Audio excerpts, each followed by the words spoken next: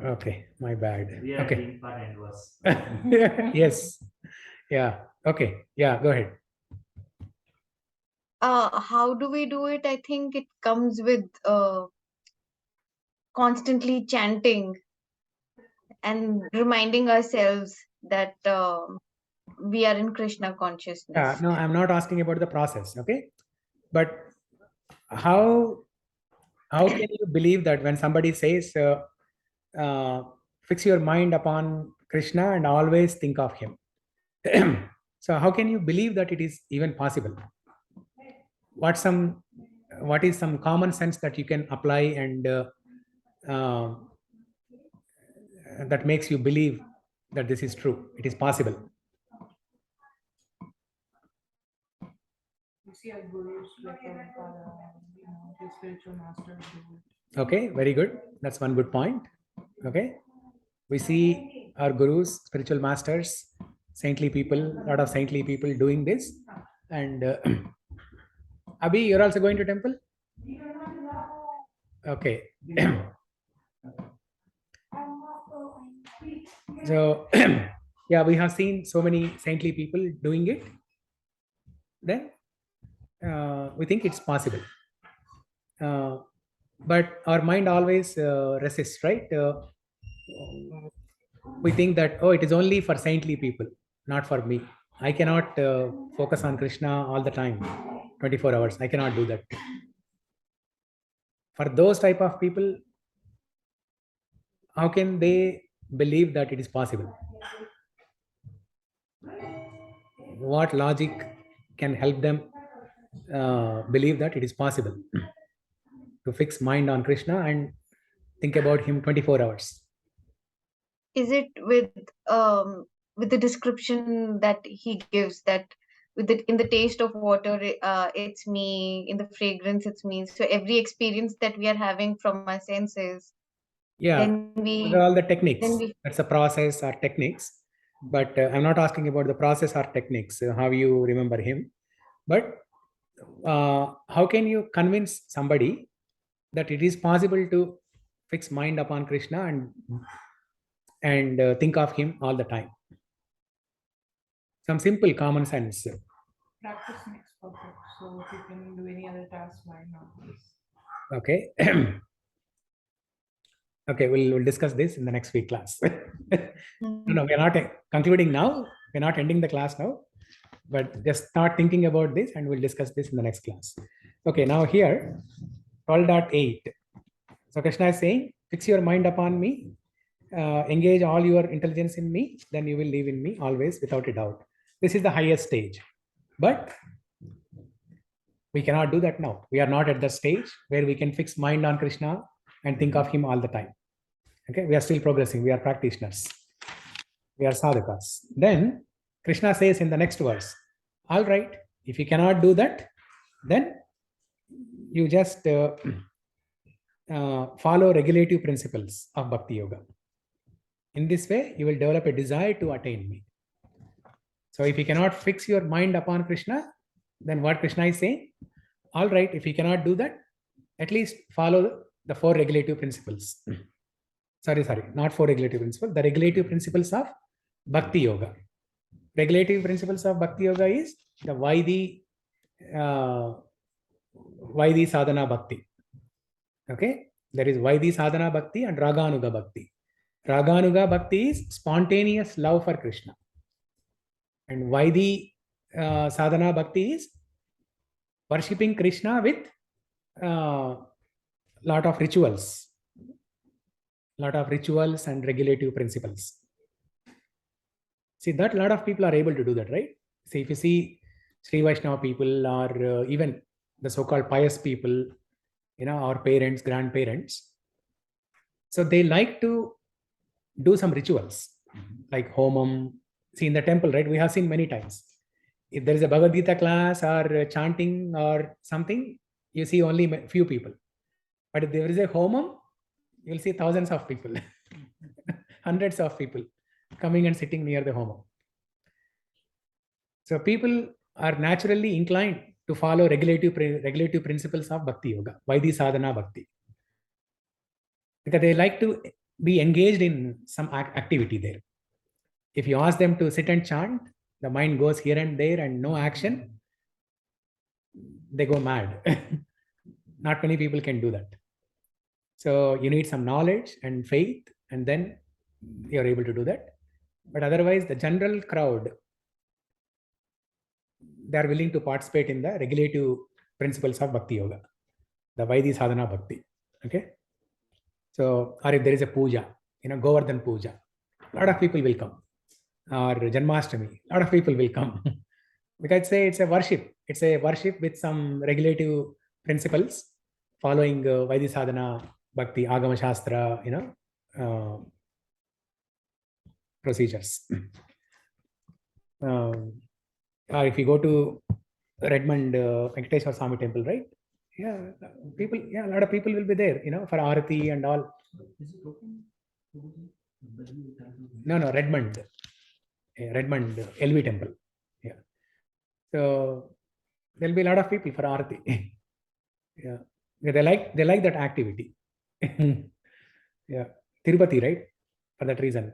Why so much of crowd in Tirupati? Vaidhi Sadhana Bhakti. But Vrindavan, you don't see that much crowd. Because Vrindavan is Raganuga Bhakti, spontaneous love for Krishna. You see only a few people in Vrindavan. Whereas Tirupati and all these other dhams, you'll see thousands of people, lakhs of people. So because Vaidhi Sadhana Bhakti, people like that. I mean, even all of us also, we also we still like those, procedures, right? Which is good, which is okay. So that's what Krishna is saying. If you don't have spontaneous love for me, at least do the Vaidhi Sadhana Bhakti, regulative principles of Bhakti Yoga. Next, he gives further concession, saying that, okay, if you cannot even practice Vaidhi Sadhana Bhakti, then just try to work for me. In the next verse 10, just try to work for me. We discussed in chapter 9, right? 9.27. Yat karoshi yadashnasi.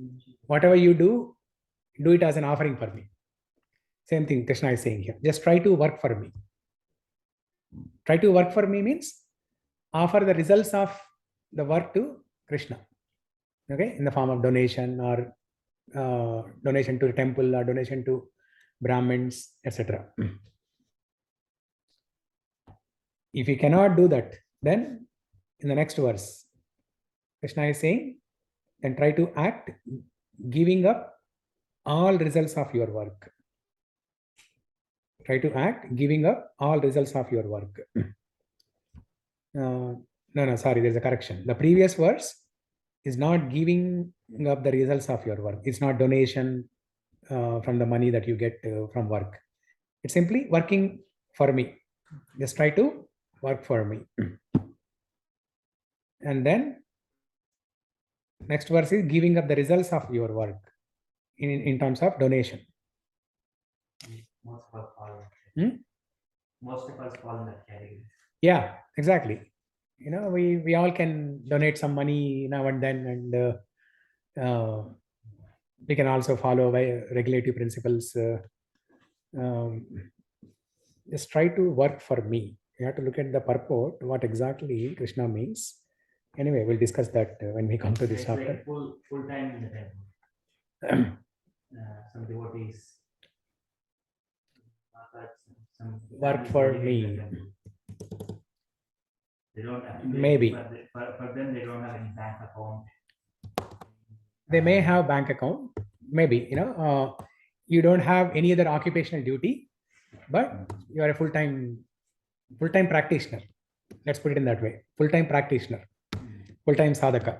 So we can see, we have two priests under Sati Mataji in the temple, and there is Dhananjay Prabhu also. So all these people, they're like full-time devotees. They don't have the spontaneous love yet. At the same time, they are not following Vaidhi Sadhana Bhakti, but they are working for Krishna. Okay, they are working for Krishna as a pujari, as a cook in the kitchen. They're constantly working for Krishna. So yeah, I think that's the thing. Then giving up the results of your work is we all continue to do our occupational duties, and then whatever money we get, some part of it, we donate it to the temple. Even if you cannot do that. Next verse, Krishna is giving further concession. Then cultivate knowledge. Krishna says, if you cannot give up the results of your work, if you cannot donate to the temple, then at least cultivate knowledge. That anybody can do, right? It doesn't cost any money. It's free. Not anyone can do probably. Huh? Not even this. No, not I mean, if anyone you can give do. these 5 options, if you give these 5 options and ask them to choose, anybody can pick up this option, the last option. Anybody can pick up this option, this last option. Cultivate knowledge. Cultivate knowledge means what? Either hearing or reading. So anybody can do that. Yesterday, like we hosted some guests. One of the person was saying is, it's like devotion is a different level. It's not. They don't even want your knowledge. They don't want even. Yeah, They don't even want to talk about that. Yeah, they don't want to talk about Yeah, yeah. So, yeah, And yeah. No, yeah. Even I have a friend like I that. have a job. I have a family. I keep my body healthy. Yeah, I'm partying and enjoying. You know, I'm happy. What else do I need in life? So why do I need to know God? Yeah, You can always make this time. switches. Huh? If you need, you can always make time. Yeah, yeah, You can sacrifice your sleep yes. and make time for it. Yeah, yeah. If you are eating, sleeping, and doing all other works, that means you have sufficient time. You have a lot of time, actually. Not sufficient, you have a lot of time. Because a person needs only solid 3 or 4 hours of sleep only. So even with 2 hours sleep, you can, if you sleep at the correct time, okay, scientifically proven, if you sleep at the correct time, 2 hours sleep is sufficient enough, which is as good as 8 hours sleep that people, you know, think as the good amount of sleep. So yeah, I know some people, even I have a friend who does not want to talk about God. Yeah. So that's, if you look at this series of verses, starting from 8, 9, 10, 11, 12, it's a descending ladder of Bhakti Yoga. So Krishna starts with highest stage on the Bhakti Yoga ladder, and then he gives concession to different levels of people. Based on their capacity, he gives different options. It's like sale. It's like flowchart. Yes, no, yes, no. Yeah, it's like sale, you know. So bhakti is on sale, devotion is on sale, Krishna's mercy is on sale. Giving it up freely. So yeah, because Krishna is so merciful. That's why he is giving all these options. We tell to our children, right? When we ask children to do something, and if they say, no, I cannot do this, they show some resistance, we'll say, okay, at least do this. Most importantly with eating, right? Eating. When we try to feed them when they are very young, they say, no, I don't want to eat. Then they will say, okay, at least eat 2 bites, 2 more bites. So like that, like how sweet mother or father nurtures the child, Krishna is also giving different options. So looking at this, we know how sweet Krishna is. In chapter 10 and 11, we know how great Krishna is. Now in chapter 12, we know how sweet Krishna is. Now the question. What's the question? On the earlier question? No. The question I'm about to ask. Can you guess what question I'm going to ask? Great, sweet, and Yeah. Which one is better? Which one is better? Is Krishna's greatness is better or sweetness is better? Depends on Okay, let me see if I have options C and D also here. Both. I think the way we also follow the footsteps of Arjuna. Krishna gives sweetness first. Uh-huh. Like Arjuna wants to know the greatness. Then he cannot take the greatness, comes back with the sweetness. Okay. So we're all like, we want to know the greatness, but we always come to the sweetness. So you think sweetness is great? We You receive we can only take, we can only receive sweetness. You can only receive we sweetness. cannot see his greatness. It's like we're not ready for it. It's like Arjuna. No, you can see his greatness, right? When he shows universal form, not the Kala Rupa form, but the universal form, you'll be happy to see. It's a marvel, right? It's a marvel when you are able to see everything, when you are able to see your village, your hometown, and Samamish both at the same time in one place, and your wife who is in at your home, you are able to see everything in one place, including Krishna. It's a wonder. You would love to see that. It's scary. No, it's not scary. It's not scary. The Kala Rupa is scary. The fearful form of Kala Rupa is scary, but not this one. This, it's like a wonder. Yeah, I think day-to-day basis, we want sweetness. we want Maybe sweetness. once or twice Once we'll in see a the while we want greatness. Okay. No, to remind us why we are following this path, because he's great. But day-to-day we want the sweetness. Okay. Okay. It's Ashok? like mother, right? Like mother's sweetness we want. Even though she scolds us, Mm-hmm. we're scared of her, but we want the sweetness every day. Yeah. Sometimes we forget and we take for granted. Yeah. Then mother needs to show greatness. Mm-hmm. Yeah. Okay. Ashok? Both. You want both. Okay. Sweetness is Kiran? easy to absorb. Huh? Sweetness is easy to absorb. Sweetness is easy to observe. Okay, good point. Very good point. Yeah. Okay. Swati, what do you want? Sweetness or greatness? Sweetness. Sweetness. Why?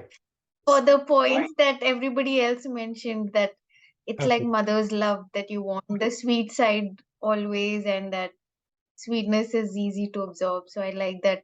I like that. Okay. Okay. Sweetness. That's a good point. Rahul.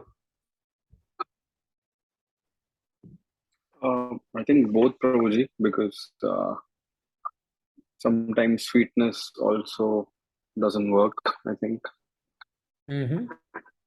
maybe sometimes we need the whip to like To chastise. come to the correct Ready to path. chastise. Yeah. Okay. And greatness can also mean protection. So it it it is the greatness. It does not have to be in the negative way, but I think greatness is also protective. So, Mm-hmm. but I like sweetness. So I guess both is the right answer. Okay. So it's neither both nor none. It's neither A nor B nor C nor D. Not fair, Guru. Not fair. Wasn't in the options. Multiple choice. It's option E. Option E and option D. Option E is Krishna's greatness is also sweet, and Krishna, option E, option F is Krishna's sweetness is also great. Okay, now we'll understand how that is. Krishna's greatness is also sweet, and Krishna's sweetness is also great. So let's try to understand how Krishna's greatness is sweet. When a person's greatness becomes sweet, let's say there is a great person, president. No doubt he's great. We all know he's the, president of US. He is the most powerful person in the world. No doubt he's very powerful. He's very great. But when does his greatness become sweet? When he gets closer to you, or when he comes Yes. down to your Very good. Very good. Excellent. When he becomes reachable, when he becomes approachable, when the great person becomes reachable and approachable, he becomes sweet. Okay, the president is sitting there in Washington, D.C., but he is not reachable or approachable to you. So you have high respect for him. but he's not reachable to you. Okay, even if you want to take an appointment, you can't get it. You can't have access to him. So he's not reachable to you. So that's why, okay, you have only high respect for him. Because he's great, you have high respect for him, high regards for him. But the same president, when he goes home and starts playing with his grandchildren, the same president, he becomes, he bends his body and becomes like a, what do you call that, horse, and the grandson climbs on his back and then plays. Such a great person is is bending down for his grandson and becoming like a horse and playing with grandson. That makes it sweet. Such a great person, when he becomes approachable and reachable, his greatness becomes sweet. Now that son, the same grandson, okay, he can play with any other family member. That horse game, he can play with any other family member. Let's say there is a family member who is just a teacher, ordinary teacher. He can play the same game with that family member who is a teacher, who is not so great. Now that may not be as sweet as to the grandson as he has played with the president. Because the president, being so great, when he comes down and becomes approachable and reachable and plays like an ordinary person, that becomes sweet. So that is what Krishna showed in these 3 chapters, 10, 11 and 12. Okay. So first he showed how great he is. Then he showed how sweet he is. And while showing how sweet he is, look at the things, how he gave different options. Okay. Okay, you do this. Fix your mind upon me. Now, if you cannot do that, like how a parent does. Okay, all right. If you cannot do this, just at least do this. Now, if you cannot do this, okay, I'll give you further concession. Do this thing at least. Like that, like how a sweet parent does to the child, he gave different options. Such a great person, he can actually force, he can actually command, as they say, right, the 10 commandments of, Christianity. He's not commanding. Krishna is not commanding. Even in last 18th chapter of Bhagavad Gita, after telling all Bhagavad Gita, yadechasi tadakuru. Krishna says, yadechasi tadakuru. Now I have given you all this knowledge. Now you do whatever you want. Krishna does not say, okay, I have given you all the knowledge. Now you fight. He's not commanding. He says, yadechasi tadakuru. You do whatever you want. So that shows his sweetness. He's a great person, but he comes down to the level of Arjuna or to the level of ordinary living entity, and he shows his sweetness. So that sweetness shown by such a great person becomes even more sweeter because he is reachable. Okay. Now let's try to understand the other way around. His sweetness is also great. So the first one is his greatness is sweet. We understood that. Now, how his sweetness is also great.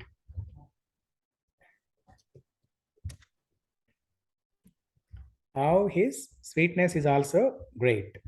I think it's 7:30. I think we'll conclude the call here. So you all keep thinking about these 2 questions. This question, how Krishna's sweetness is great. And what's the other question? Always thinking of Krishna. How to convince people. Yeah, how to convince people that they can fix their mind on Krishna and think of him all the time. Yeah, 2 questions.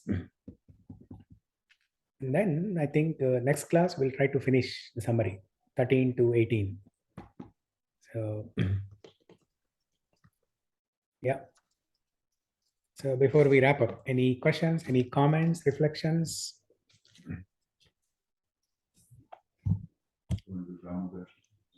Yeah. So I think it's about to start in 7:30 Aarti, and then after that they'll start Damodarashtakam. Yeah. So we can all go to the temple. then participate in Damodarashtakam. They'll sing Damodarashtakam, offer diya lamps, ghee lamps to Krishna. Isn't it starting tomorrow though? No, today. Oh, it's starting today. Starting today. Yeah. Okay. Thank you everyone for joining. Hare Krishna. We'll continue next Hare week. Krishna. Krishna. Hare Krishna. Hare Krishna.